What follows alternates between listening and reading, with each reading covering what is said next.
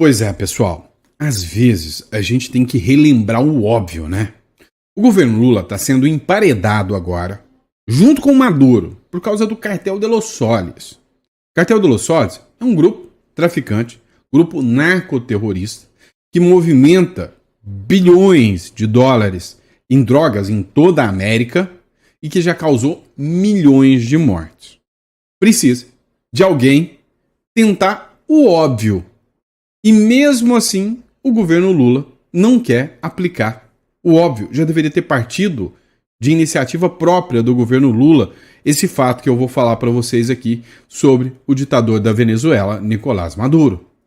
Outro ponto que a gente ainda vai falar sobre isso aqui é o ponto de desespero do Maduro a ponto de fazer convocações. Espera aí, você viu que ele convocou velhinhas, velhinhos, mulheres, cidadãos que, assim, você olha para eles e você fala, isso aqui não é um skin de combatente nunca. Agora, o Maduro se superou.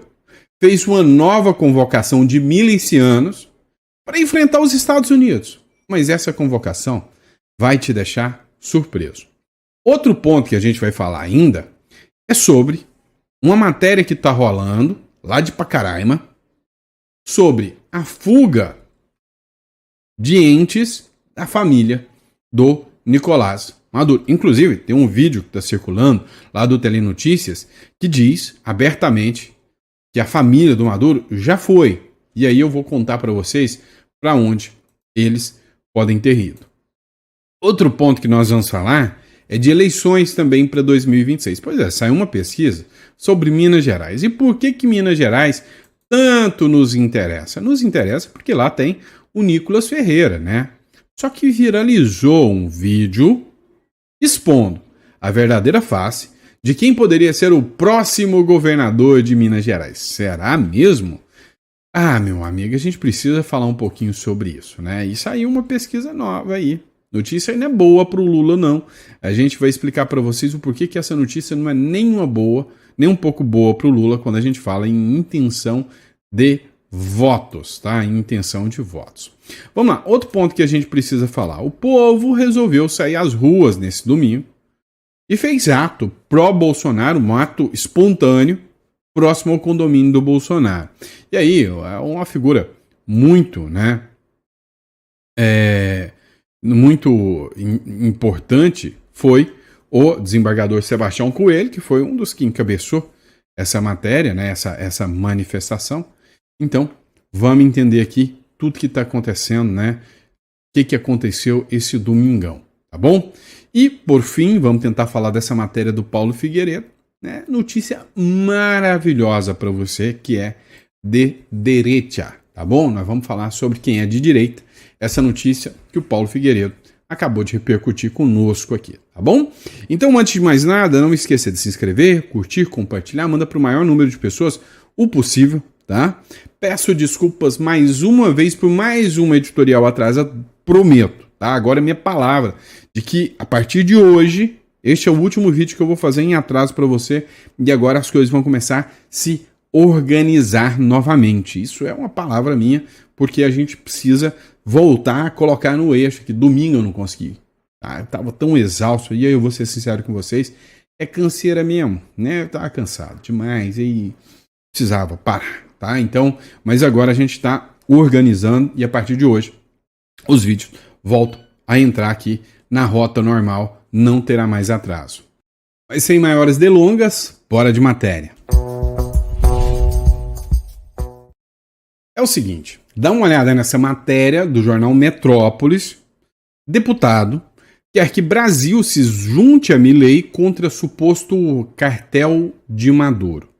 Cara, é um verdadeiro absurdo você ter que pressionar pelo óbvio, né?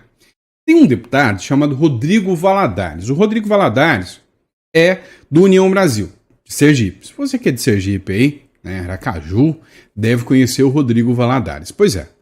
O deputado ele fez o seguinte, ele apresentou um projeto. Mesmo projeto que já passou no Congresso do Equador, direita, e já passou também no Congresso do Paraguai, direita, e já passou também no Congresso da Argentina, direita. E esse projeto, ele determina que o Cartel de los Soles, ou Cartel dos Sóis, em português, seja classificado como uma organização de terror.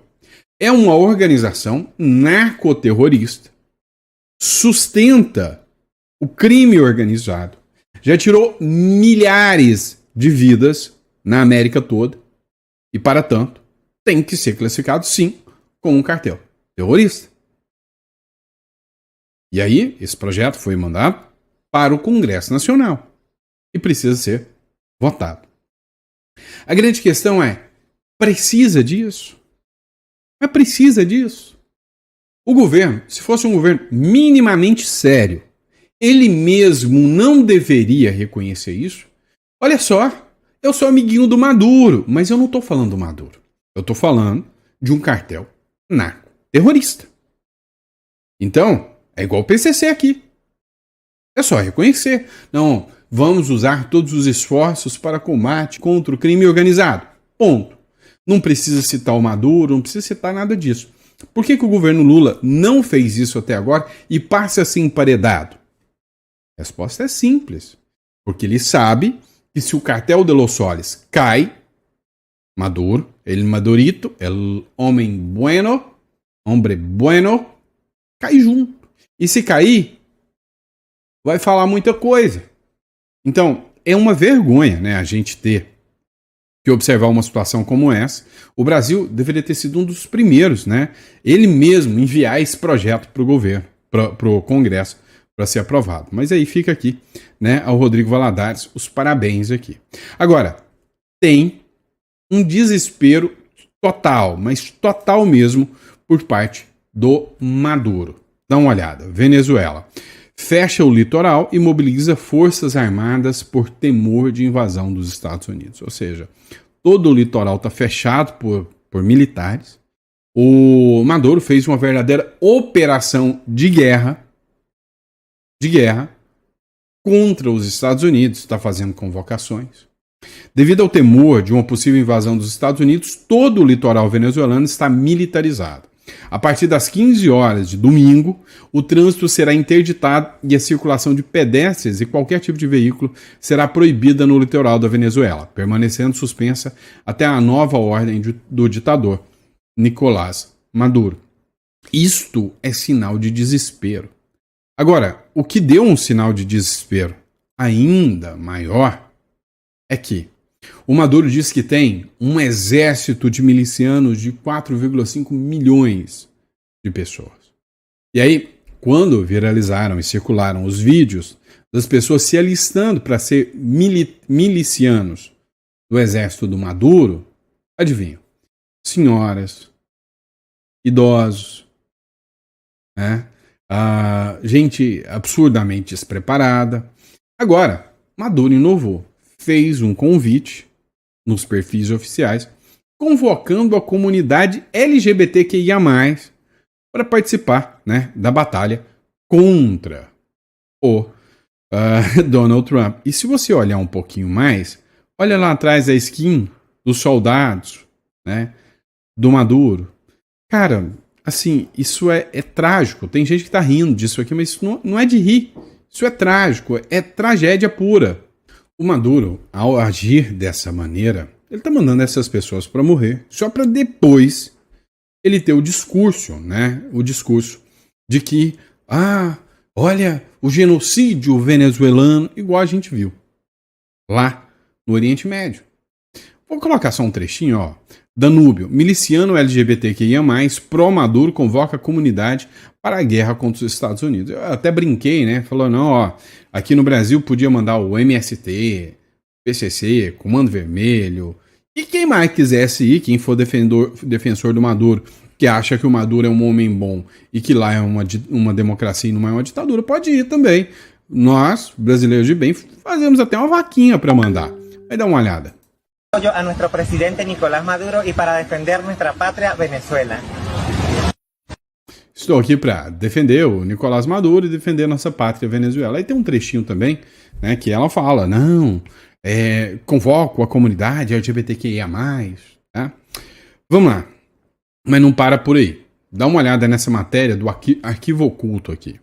Maduro enviou uma carta assinada por ele mesmo implorando ao secretário-geral da ONU, Antônio Guterres, que o defenda de Donald Trump. Isso aqui aconteceu na semana passada, só que a carta foi liberada agora, né? Desde o dia 27 de agosto isso aqui está disponível. Ó, aí ela escreve aqui, ó, ao senhor Antônio Guterres, me dirijo a você para expressar a mais profunda preocupação da República Bolivariana da Venezuela ante a escalada de agressões do governo dos Estados Unidos da América contra o nosso país, as quais tem alcançado nos últimos dias um nível de ameaça sem precedentes para a paz e a seguridade da América Latina e do Caribe.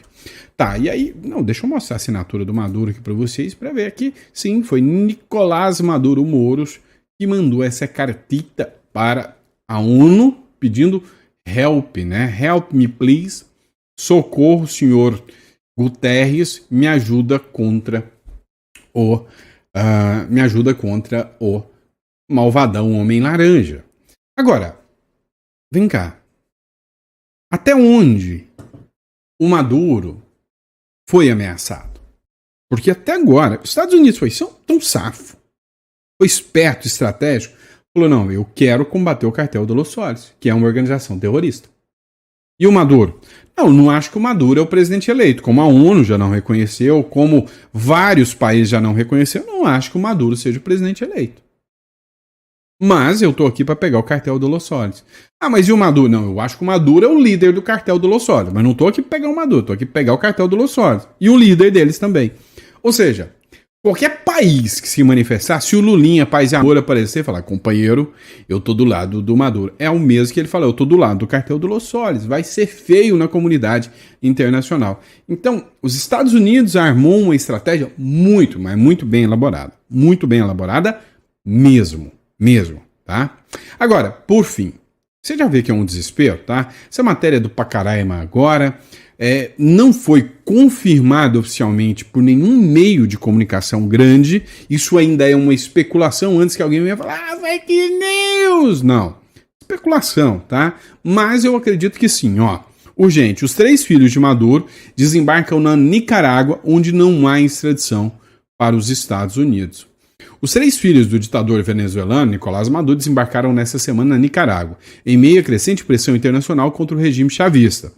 O país, governado por Daniel Ortega, é um dos poucos da região que não possui tratado de extradição com os Estados Unidos, o que levanta questionamentos sobre possíveis manobras de proteção da família presidencial diante da investigação e sanção imposta por Washington.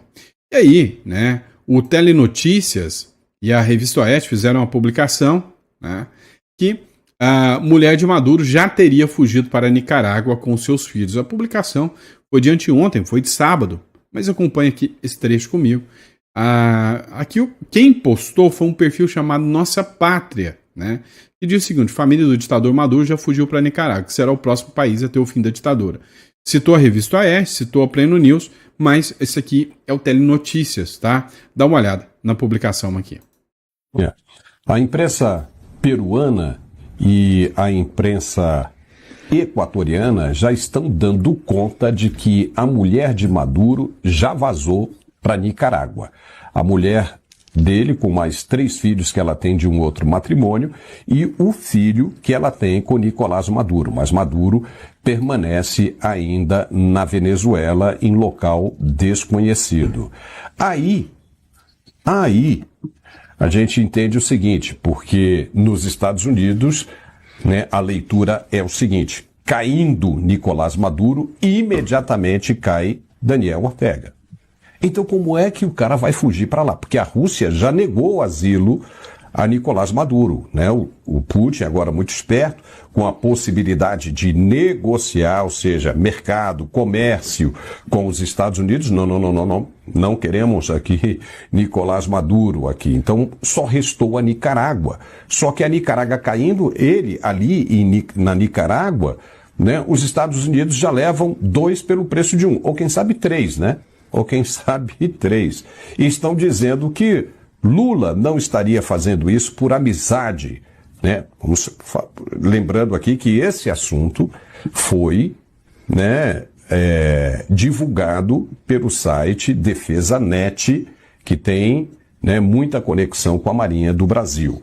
Então, levando isso em consideração, Lula não estaria fazendo isso simplesmente porque é amigo de Nicolás Maduro, mas sim porque estaria sendo pressionado por Nicolás Maduro. Mas, Carlos Dias, será? Será mesmo? Porque, veja, os americanos estão interessados no que Nicolás Maduro tem a dizer, sendo que eles já têm em casa o Hugo Carvajal, El Pollo Carvajal. O que você acha? Pois é, né? Interessante esse assunto aqui. Agora, se vão fugir, se já foram, não sei. Sei o seguinte, sei que vazou sim no site Defesa Net que o Brasil teria um plano para resgatar Maduro, tanto que circulou em imprensa, El País tratou dessa matéria. Agora, se vai acontecer, eu não sei. Vamos falar de pesquisa eleitoral, pessoal? Vamos lá. Vamos entender o que está acontecendo. Matéria do Poder 360, uma pesquisa da Atlas Intel. Pacheco e Nicolas empatam na disputa ao governo de Minas Gerais, diz pesquisa. Segundo a Atlas Intel, os candidatos se encontram na margem de erro, que é de 2 pontos. O senador, que é o Pacheco, tem 32,6%. Já o Nicolas tem 30,1%, segundo a pesquisa da Atlas Intel.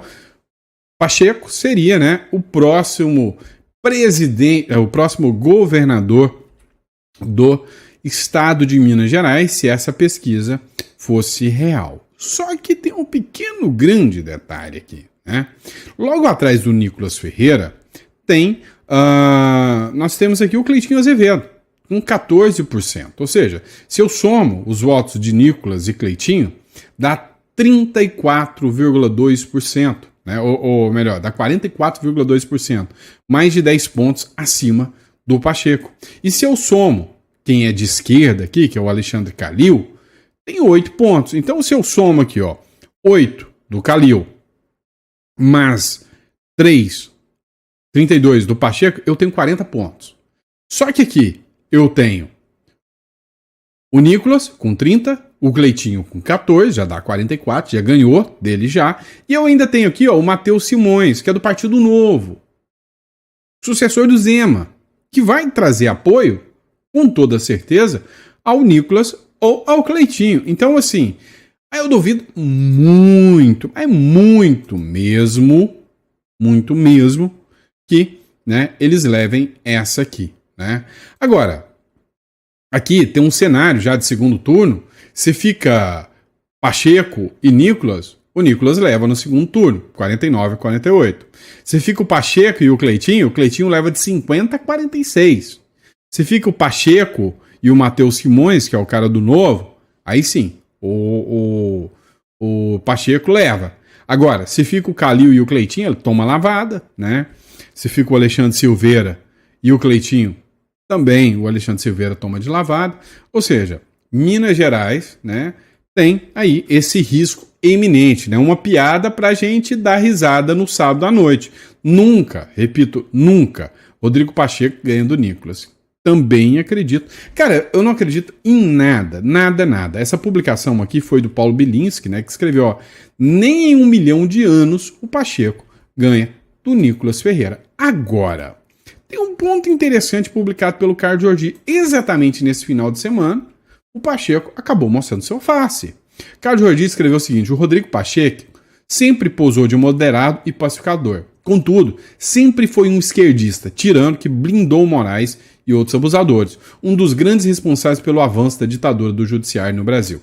Dá uma olhada na fala aqui do Rodrigo Pacheco, né, num evento que aconteceu esse final de semana. É esquerda, tá? Não adianta, é esquerda. Brasileiro que ousa ir para o exterior para trabalhar contra o país é traidor da pátria. Isso precisa ser dito com todas as letras. E esta bandeira do Brasil que está ali, a bandeira do Brasil que está no boné daquela senhora, essa bandeira do Brasil não é para enxugar suor de fascista. A bandeira do Brasil é um símbolo nacional que pertence a todos nós.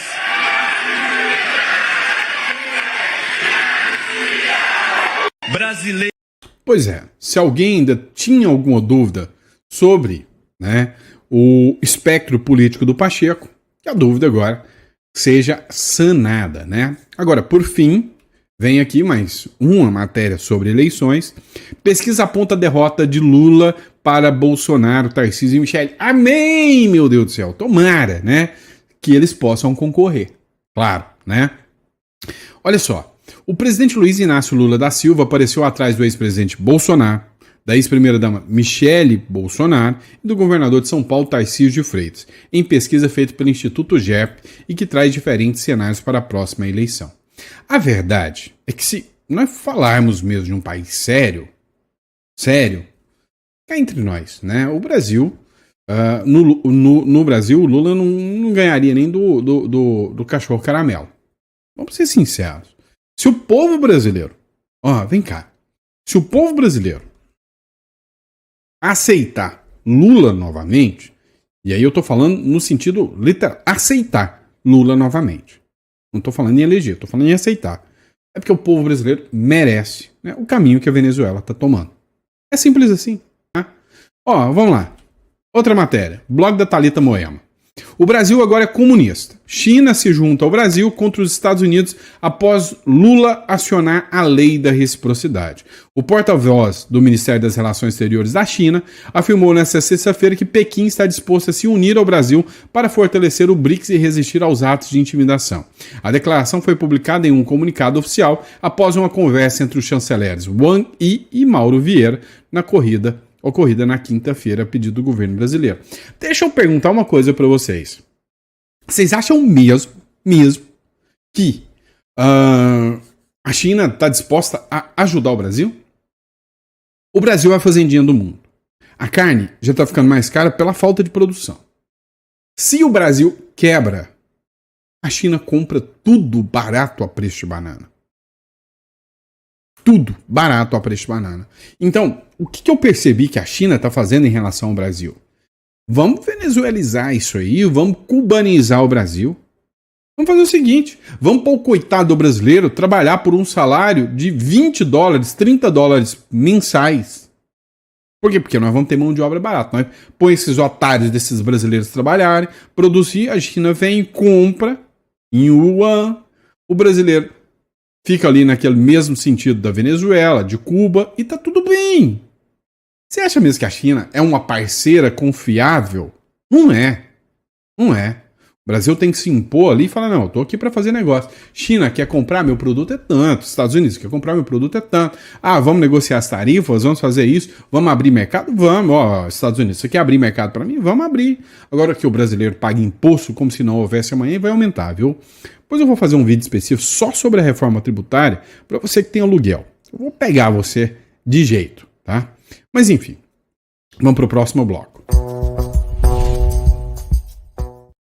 É o seguinte, pessoal, teve um ato, né, pró-Bolsonaro ontem, no domingo. Eu até queria ter gravado, mas eu não consegui, literalmente, meu espectro mental não me autorizou. Brasília tem ato pró-Bolsonaro antes de julgamento no STF. Apoiadores do ex-presidente Jair Bolsonaro realizaram na manhã deste domingo uma carreata em direção à residência do ex-mandatário, localizado em um condomínio em Brasília, tá, na região do Jardim Botânico. Eu acompanhei algumas matérias e realmente, né, eu acompanho muitas pessoas de Brasília e realmente foi um ato fraco, teve um atraso na realização do evento e teve pouca adesão, mas não foi um ato convocado por políticos nem nada disso, foi um ato espontâneo do povo que manifestou ali a favor do ex-presidente Bolsonaro e fizeram ali, né, a manifestação e foram até a região do Jardim Botânico, que é onde mora o Bolsonaro. Um dos pontos-chave foi a chegada ali do Sebastião Coelho, desembargador que se tornou um forte nome em defesa do ex-presidente Bolsonaro. Escuta só esse trechinho aqui.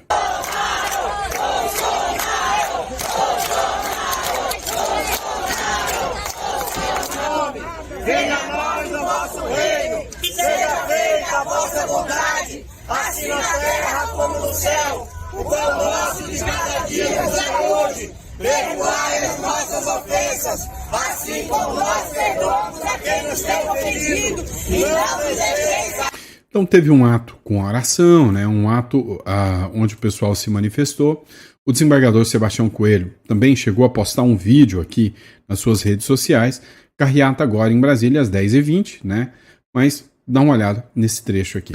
Olá pessoal, estamos aqui na Torre de TV em Brasília, na concentração para a nossa carreata, e vamos mais uma vez, olha aqui o público chegando, às 10h20 vamos sair novamente em direção ao condomínio do presidente Bolsonaro. Essa nossa luta é luta por liberdade, por anistia dos presos de 8 de janeiro, incluindo essa anistia. O presidente Bolsonaro não pode continuar esse arbítrio, esse abuso praticado por Alexandre de Moraes, que é o nosso segundo tema, fora Moraes. Então, conservador não tem outro tema para tratar, é fora Moraes e anistia para todos. O Congresso está faltando com a população brasileira. Se o Congresso quisesse, já tinha resolvido essa situação, e amanhã eu vou gravar um vídeo dando nome aos bois. Os senhores que usaram o Bolsonaro e o bolsonarismo para a eleição estão agora calados. Vou denunciar os senhores todos amanhã, dando o nome de cada um. Saiu uma matéria do Igor Gadelha.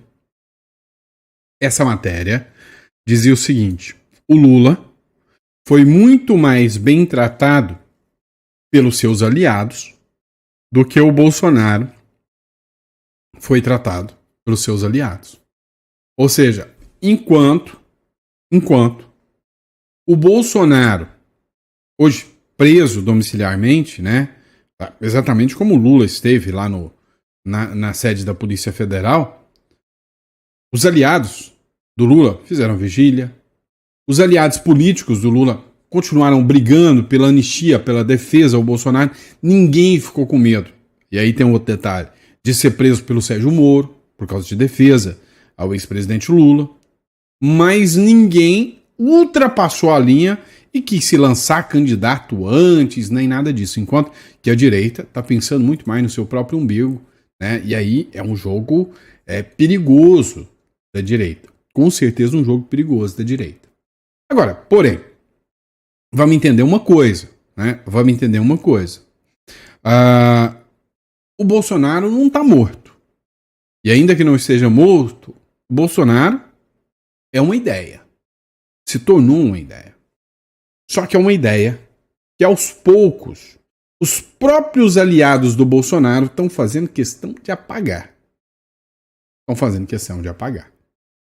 Você pode ter certeza que a própria direita ataca muito mais o Bolsonaro do que o próprio Lula. Tô mentindo? Fala aí para mim. Bora entender. Agora, que o mundo está passando por mudanças, isso é fato. Dá uma olhada nessa matéria do Paulo Figueiredo. A direita cresce nos debates, diz The Wall Street Journal. Matéria publicada há 14 horas pelo Paulo Figueiredo. Na matéria, né, o Paulo Figueiredo cita uma reportagem do Wall Street Journal que destacou o crescimento da direita nos debates políticos atuais. O como a direita conseguiu capitanear discursos. Primeiro, contra o crime. Hoje, o alicerce maior da direita é vamos combater o crime, enquanto que a esquerda tem um discurso da vítima da sociedade, ou seja, até onde o crime interessa para a esquerda. Este é o primeiro ponto. O segundo ponto que nós podemos citar também é o discurso de corrupção. Como os governos de esquerda se embrenham dentro da corrupção e todos são denunciados por corrupção. Enquanto que os governos de direita, não, é um golpe ali, é um atentado contra uma caixinha branca ali, não é? Agora, a corrupção mesmo, isso está no DNA da esquerda. Outro discurso que ganhou força e que é citado pelo The Wall Street Journal é o discurso sobre imigração. E aí esse tema é muito caro. Por quê? Presta atenção, né? Organização, crime organizado. Dá uma olhada no que o promotor Lincoln Gakia, que é lá do Ministério Público de São Paulo, ele atua contra o PCC há mais de 20 anos. Olha o que ele falou. O Brasil caminha para virar um narco-estado, diz promotor que investiga o PCC há 20 anos. Segundo ele, o grupo já opera não só aqui na República das Bananas, em 28 países, evoluiu de ações violentas, se infiltrou dentro da economia, através de lavagem de dinheiro, com a compra dos postos de gasolina, concessionária de veículos e muitos outros, bancos, fintechs. Os caras tomaram conta de tudo. Agora, a grande questão é, a esquerda tem um discurso contra o crime organizado? Não, não tem. Vamos lá. Outro discurso que vem ganhando força, né? É o discurso anti-imigração. Meu amigo, você que hoje é um imigrante, está procurando ir para outro país, você tem que monitorar se o país vai te recepcionar bem. Por que eu trabalho muito hoje com o Uruguai? O Uruguai é um país que precisa de gente. Então ele trata muito bem. Hoje, o que mais tem é gente me procurando para ir para a Europa, Austrália. Olha aqui, tá? Cenas fortes, tá? Ó, milhares de australianos marcharam por todo o país nesse domingo em grandes manifestações anti-imigração. Em Sydney, algo entre 10 e 15 mil pessoas se juntaram à marcha pela Austrália. Os manifestantes tentaram aproveitar a realização tradicional da maratona de Sydney para ganhar mais atenção da mídia. Cenas graves, tá? Cenas graves aqui, tá? Queimaram a bandeira da Austrália. É um país dominado pelo esquerdo, tá? Pelo esquerdismo. E aí, o que acontece? Grupos perigosíssimos, grupos radicais, atacam pessoas lá na Austrália, tá? Só a Austrália? Não. Tá? Isso aqui é uma cena também da Austrália aqui, mas só a Austrália? Então teria a manifestação e aí os australianos acabaram, né, agredindo aí imigrantes que lá estavam, tá? Ou seja, tem que tomar muito cuidado, né, hoje na questão da imigração. Blog da Thalita Moema. O Japão foi tomado por uma onda de protestos contra a imigração que mobilizou milhares de pessoas em várias cidades do país. A manifestação ganhou força após rumores sobre programas de vistos facilitados para cidadãos africanos, que gerou o temor de parte da população de que a entrada em massa de estrangeiros altere a identidade cultural japonesa e agrave os problemas econômicos já existentes. A insatisfação foi canalizada para as ruas em atos que expuseram a resistência dos japoneses diante de qualquer flexibilização política migratória. Portugal acabou de anunciar que vão prender, né? Vão prender brasileiros que estiverem em situação irregular lá. Também, né, saiu agora uma matéria, né, também com protestos generalizados no Reino Unido contra a imigração. Ou seja, o jogo está ficando cada vez mais complicado para você que está cansado do Brasil. É por isso que você tem que ir para países que estão te recepcionando bem, porque você é uma pessoa que vai para lá para melhorar o país. Então hoje, Uruguai, Paraguai, sem sombra de dúvida, são os melhores países. E aí, eu vou lembrar você, se você quer ter um plano B, porque vem cá, você vai ficar à mercê do Brasil? Você está sabendo que esses caras aqui estão querendo aumentar impostos na condição... Cara, eu vou fazer uma análise assustadora. Que com o aumento do IBS e do CBS, você pode ser taxado em quase 50% no seu imposto sobre aluguel. Imagina que você construiu sua vida inteira para receber aluguel, de repente 50% vai para o governo. Então não dá para você confiar num país desse. Eu estou colocando à disposição aqui para vocês, está o contato aqui em cima, está aqui embaixo também. Se você pretende ter um plano B, o Uruguai é um ótimo país, é o mais rápido para você ter uma cédula e o mais barato. Você vai entrar em contato aqui, na descrição, ou pelo celular acima, e eu quero te atender, tá bom? Então vou aguardar o seu contato. Fechado? Um grande abraço, fica com Deus, e eu vejo vocês no próximo editorial. Mais uma vez, perdoem pelo atraso.